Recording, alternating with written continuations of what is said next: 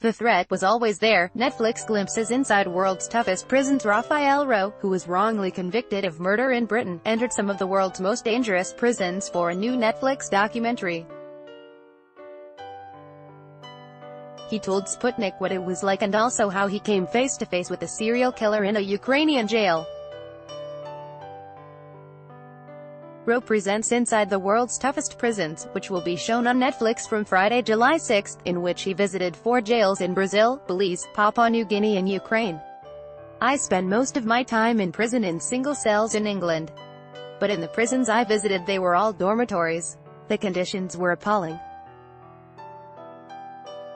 It was far more volatile, far more on edge and more dangerous than a British prison," Rowe told Sputnik. Porto Velho prison in Brazil was run by gangs. A kingpin runs every prison. In Brazil there have been numerous riots. The threat was always there. There was no guarantee that the guards could ensure our safety, Rowe told Sputnik. Barbaric gangs running prison in Brazil, he said. Porto Velho was a tinderbox, and there had been bloodbath riots where people had had their heads chopped off or their hearts cut out in barbaric ways by the two rival gangs, the Red Command and the PCC, Primeiro Comando da Capital, which are at war across Brazil. Launching at Netflix on the 6th of July, a post shared by Raphael, our reporter, on July 1, 2018 at 2:22 a.m. Pacific Daylight Saving Time. Rowe was uniquely qualified to present the series. Copyright Sputnik, Emporium Productions. Raphael Rowe, center, with his cellmates at Porto Velho prison in Brazil's Rondônia state. "I was arrested, charged and convicted of a murder that I didn't commit and I spent 12 years in prison before I was released in 1988, Rowe told Sputnik reporter Chris Summers, who actually visited him in a British jail back in 1999, a year before his conviction for the murder was finally quashed.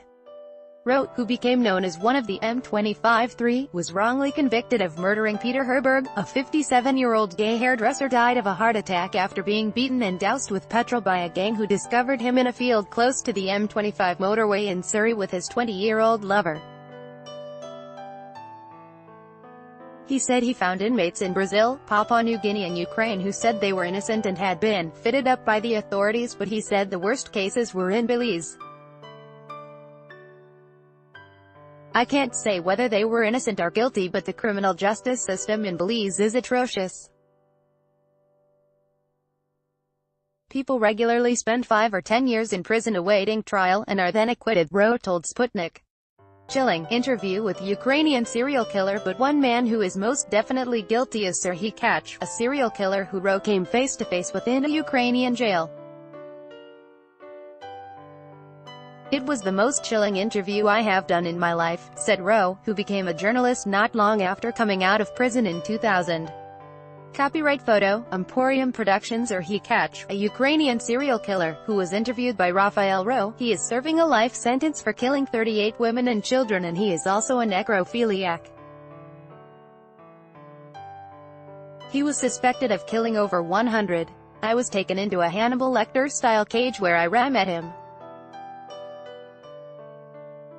He looked like a grandfather, but he was cold and matter-of-fact and answered all my questions," Rowe told Sputnik. Conjugal rights. He said he later met Kach and his 26-year-old wife, Elena, in the conjugal cell. They were locked in together for 3 days in the prison. "It was testament to the journey we went on. We went to look at the unique way different countries treat their prisoners and the attitude they have to measuring public security with human rights. In the Ukraine, prisoners are allowed conjugal visits. I asked them how they could allow a man like that to have conjugal visits. How could they allow a man who you know has committed horrific crimes to spend TWOP nights and 3 days locked in a cell with a woman who might never come out alive?" And their example was very simple. "It's the law, and it is an entitlement that he and all other prisoners are entitled to no matter what are the crimes they committed," Rowe told Sputnik.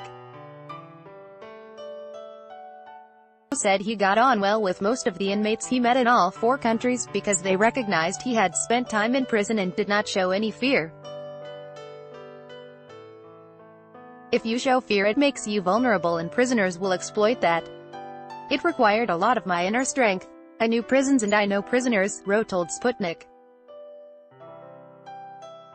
Hairy moment in Papua New Guinea. One of the hairiest moments was in Bamana prison in Papua New Guinea. I was sat down locked in a cell dormitory with about 50 other guys, and I was interviewing a death row prisoner who was in for the murder of a witch, and during that interview a fight broke out in the cell complex, and this death row prisoner just coolly walked over to where the fight had broken out and he just stopped it dead. It was a bit on edge for us. Something like that can easily spill out into a full-blown riot. But we didn't realize the power he had among other prisoners, Rowe told Sputnik.